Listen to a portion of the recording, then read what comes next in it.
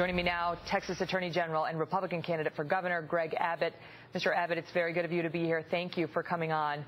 As I say, we continue to vet this tape, but we've seen it.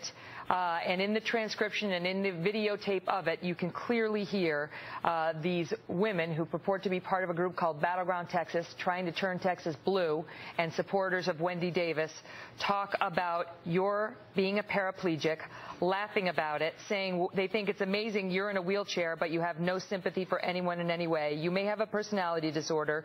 You don't speak very well or have a good personality, and you're in a wheelchair, in response to which the audience cackles with laughter. Your response, sir?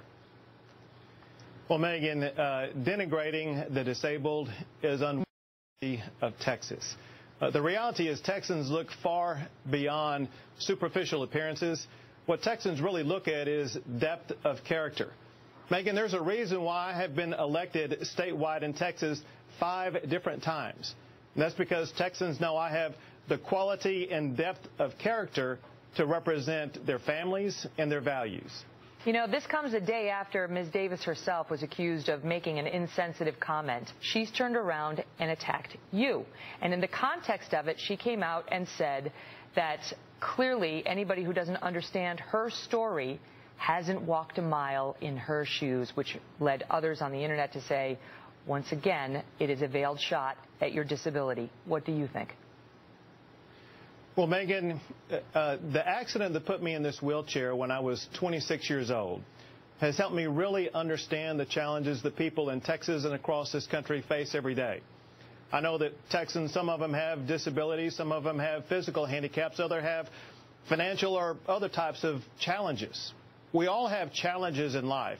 What matters is not the challenges we face, but how we respond to those challenges. What do you think about her suggestions that you had something to do with what she calls the attacks on her life story? Have you had anything to do with it? Did you speak with the Dallas Morning News? Did anybody from your campaign speak with them? Are you behind this article, which, it must be said, was revealed? They revealed the truth about her history in a very gentle way.